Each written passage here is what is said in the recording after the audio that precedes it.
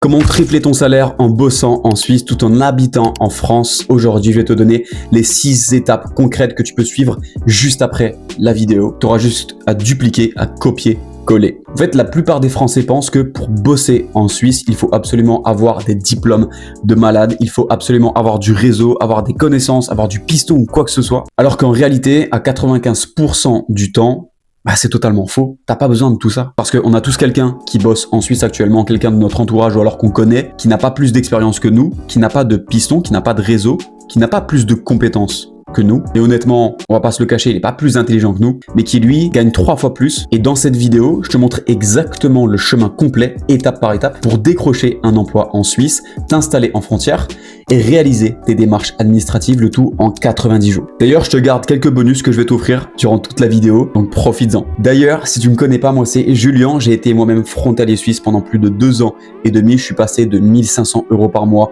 en France à plus de 4800 € net en Suisse, et depuis j'ai accompagné plus de 67 candidats français à faire exactement pareil. Allez, on rentre dans le vif du sujet. Alors avant de te parler de techniques, de CV, etc., la première étape, c'est bien évidemment le déclic. Il y a un truc qui bloque 95% des gens. Comme je te dis, c'est pas le CV, c'est pas les méthodes de recherche d'emploi, c'est pas le manque de diplôme, c'est la peur. La peur d'aller vers un truc nouveau, quelque chose que tu ne connais pas. Et c'est totalement légitime. Mais cette peur te coûte des milliers et des milliers d'euros chaque mois. Moi, personnellement, mon déclic, c'était ma mère. Je la voyais constamment rentrer du boulot, totalement épuisée, à gagner à peine 900 € par mois. Et je gagnais 1500 € par mois à ce moment-là en portant des assiettes. Et le jour où j'ai signé en Suisse, j'ai triplé mon salaire. Et c'est pas parce que j'étais devenu plus intelligent du jour au lendemain ou quoi que ce soit. C'était juste parce que j'avais changé de terrain de jeu. J'avais arrêté de bosser en France. Parce qu'en France, t'es vite plafonné. Et si tu prends pas ce déclic au fond de toi, personne ne le fera. D'ailleurs, si tu sais pas ce que c'est un frontalier, si t'es nouveau ici, un frontalier, c'est tu bosses en Suisse en profitant du salaire suisse qui est x2, x3 par rapport à un salaire français, mais tout en habitant en France avec les charges françaises et tout en profitant d'un pouvoir d'achat suisse. Donc ça te permet d'épargner x10 par rapport à ce que tu mettais en France. Donc avant tout, prends ce déclic. Parce que si tu le prends pas, si tu ne tentes rien, tu seras sûr à 100% de rester avec un salaire français et de stagner. La deuxième étape, c'est savoir exactement comment se positionner. Cette étape, elle fait vraiment absolument toute la différence entre un candidat qu'on appelle et un candidat qu'on évite. D'ailleurs, il y a une erreur que je vois à 95% du temps, et ce qui fait qu'aujourd'hui tu n'as aucun retour à tes candidatures, c'est le fait de postuler à un maximum de métiers. C'est la pire erreur que tu puisses faire aujourd'hui. Parce que tu as un peu cette logique du genre, c'est la loi des probabilités.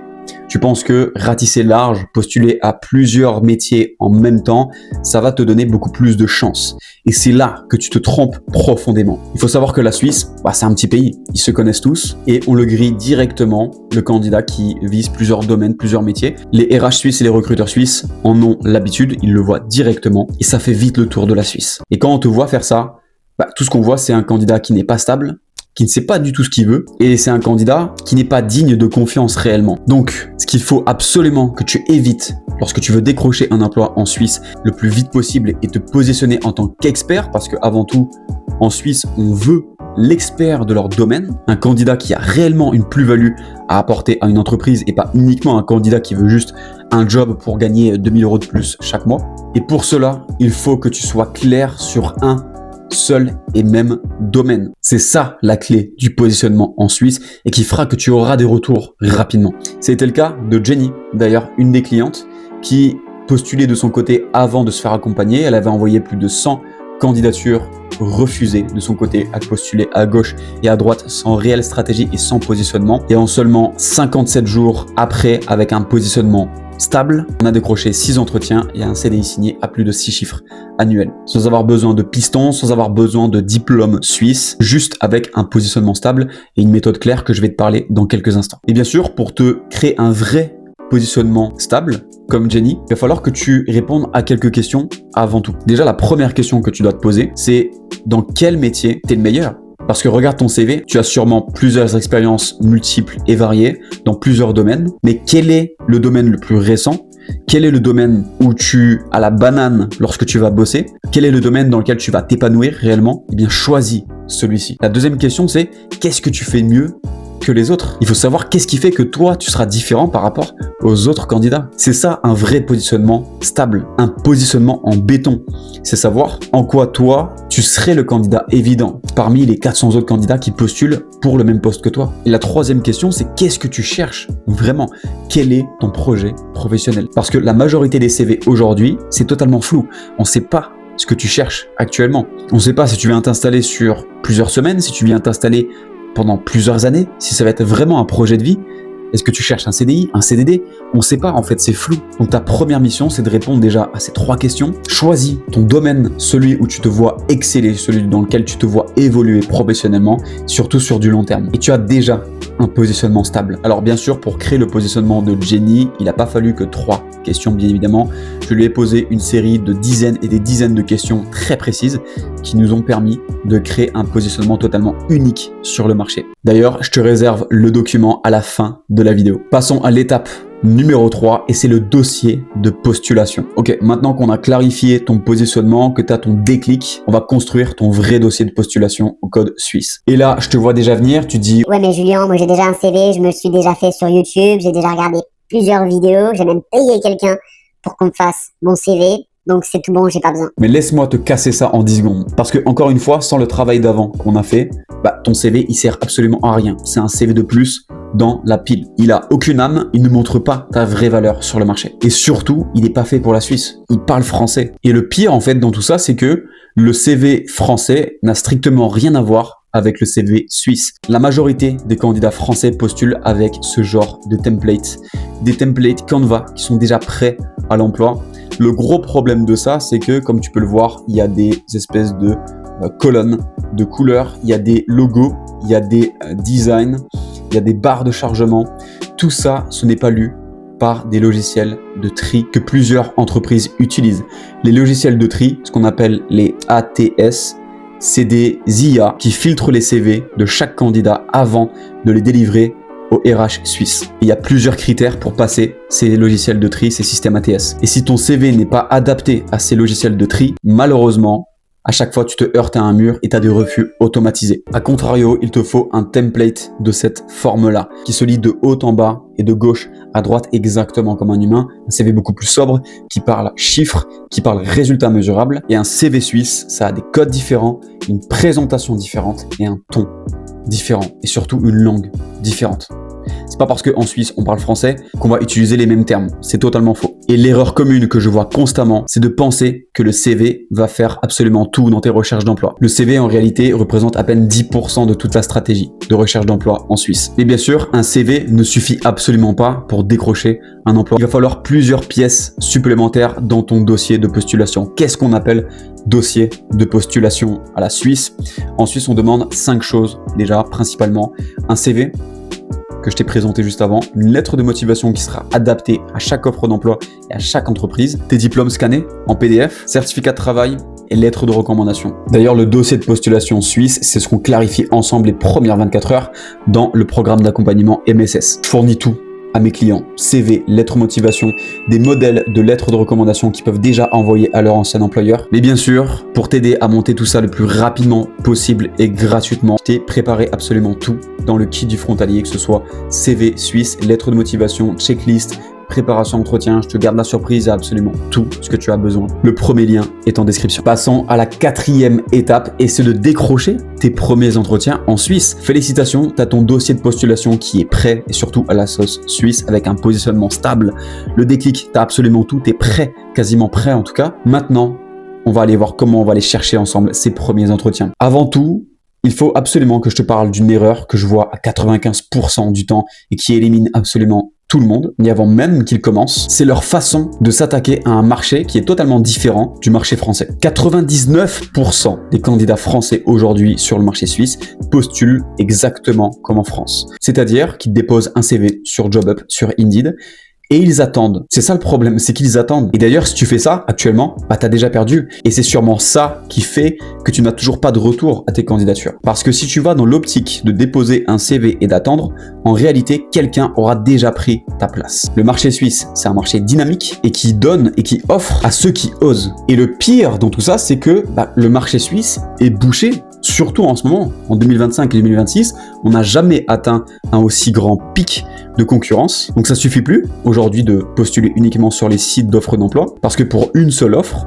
certaines boîtes reçoivent 400 à 500 candidatures par jour. Je sais pas si tu te rends compte de ce que ça peut représenter. Donc toi, quand tu déposes un CV sur JobUp, en réalité, tu fais la queue leu avec 400 autres candidats par jour, avec des gens beaucoup plus expérimentés que toi, avec des plus diplômés, avec des Suisses qui sont prioritaires. Et c'était arrivé avec Clara, une des clientes de l'accompagnement. Elle avait postulé depuis plus de 5 mois de son côté. Elle postulait uniquement sur les sites d'offres d'emploi parce que elle était en manque d'informations et en manque de méthode. Elle savait pas du tout comment faire. Sauf qu'on a revu toute sa stratégie et elle a débloqué un entretien en 4 jours et elle a signé son contrat en 26 jours. Elle a pu faire x2,5 sur son salaire. Grâce à un détail et une méthode que je vais t'expliquer dès maintenant. En fait, il y a un secret derrière tout ça pour décrocher un emploi plus rapidement que les autres. Le secret, c'est d'aller là où les autres ne vont pas, tout simplement. Il faut que tu saches que beaucoup de postes ne se remplissent absolument jamais sur les sites d'offres d'emploi.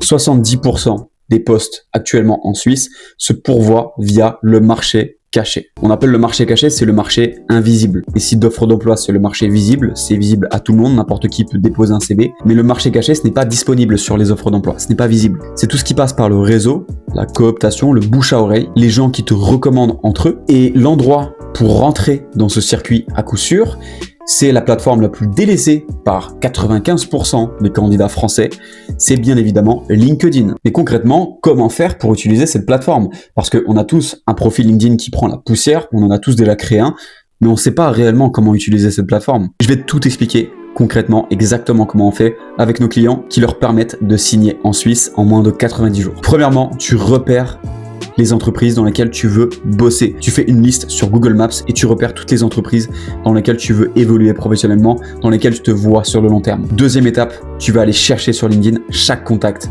de ces entreprises-là. Troisième étape, tu vas aller les contacter directement et tu proposes un échange téléphonique, que ce soit à des RH, à des recruteurs et à des employés exactement comme toi, parce qu'ils peuvent aussi t'apporter une référence, avec un message qui leur apporte vraiment de la valeur, qui leur apporte quelque chose, pas du copier-coller, là tu me fous ça à la poubelle. Et 80% de nos clients débloquent des entretiens exactement comme ça, et c'est exactement comme j'ai pu faire lorsque j'ai décroché 2 entretiens en 24 heures lorsque j'étais en recherche d'emploi en Suisse, et tout ça sans déposer un seul CV. Et c'est grâce à cette méthode que tu vas pouvoir décrocher ton premier contrat en Suisse. Félicitations, tu as décroché un premier entretien, bravo, je te félicite.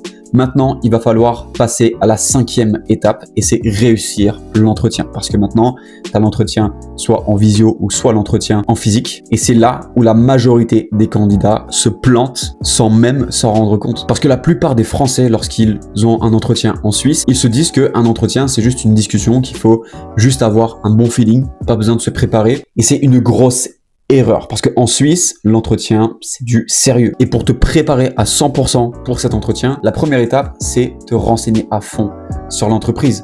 Bien évidemment, il faut que tu saches quel est ton interlocuteur, à qui tu vas t'adresser. Il faut que tu saches les valeurs de l'entreprise, ce qu'ils font concrètement, leur localisation, où sont-ils basés, et quels sont leurs projets.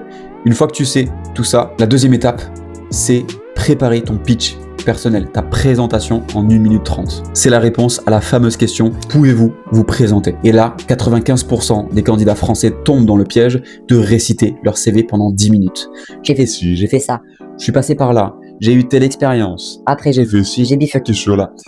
Pendant 5 à 10 minutes, tu t'en rends même pas compte, mais la RH a décroché dès la 2e minute. Pour avoir un pitch perso clair, rapide et surtout qui est impactant, il faut qu'on sache qu'est-ce que tu as fait dans le passé, quels sont tes résultats, quelles sont tes compétences, qu'est-ce que tu fais dès maintenant, aujourd'hui, quel est ton dernier poste, ce que tu as pu accomplir et qu'est-ce que tu veux faire dans le futur, qu'est-ce que tu cherches. Et le tout, il faut que ça tienne dans les 1 minute 30. Waouh, totalement ignoble. La 3e étape, il faut que tu prépares tes réponses aux questions pièges, les questions qui reviennent tout le temps. Quelles sont vos qualités, quels sont vos défauts, pourquoi la Suisse? Un petit bonus, prépare des questions à poser aussi à la fin de l'entretien. Ça va montrer aussi que tu es très intéressé et que tu montres ton initiative. Bien sûr, après l'entretien, envoie-leur un mail de remerciement. Absolument personne n'ose le faire et c'est ce qui va faire que tu seras différent. Et ça va montrer aussi ton initiative encore plus. Donc voilà, un candidat préparé sur ces points-là, il multiplie ses chances par 3 de signer.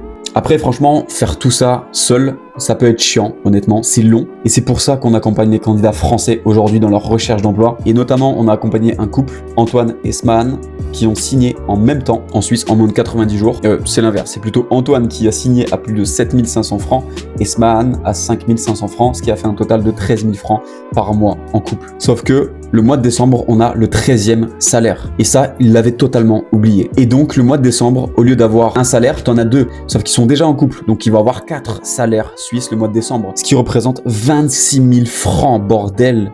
26 000 francs. Genre, le mois de décembre, il y a 26 000 francs qui vont tomber sur leur compte. Comme ça. Donc si toi aussi t'en as marre d'enchaîner les refus à tes candidatures ou alors simplement que t'en as marre de la France et que tu veux la quitter le plus vite possible, bah réserve un appel sous cette vidéo, c'est totalement offert. On va regarder ta situation ensemble et si c'est pertinent, on voit comment je peux t'accompagner pour ce projet. Bon, félicitations, t'as signé ton contrat, bravo, voilà, ta nouvelle vie va commencer. Par contre, il reste une dernière étape que beaucoup négligent et bâclent, ça a été mon cas, et c'est la 6e étape, l'installation et les démarches administratives. Donc maintenant, il faut trouver un logement vite et près de la frontière ou alors en Suisse. Alors, il y a plusieurs solutions qui viennent à toi. D'abord, il faut un logement temporaire, le temps de recevoir tes premières fiches de paye pour avoir un logement un peu plus permanent. Donc, les logements temporaires, que ce soit Airbnb, colocation, auberge de jeunesse, appart-hôtel, peu importe, j'ai tout utilisé. C'est le parcours normal du frontalier. Parce que sans fiche de paye, c'est littéralement impossible d'avoir un logement permanent avec la demande qui est totalement folle. Et en même temps, il faut que tu lances tes démarches administratives frontalières. Notamment, la première, c'est le droit d'option.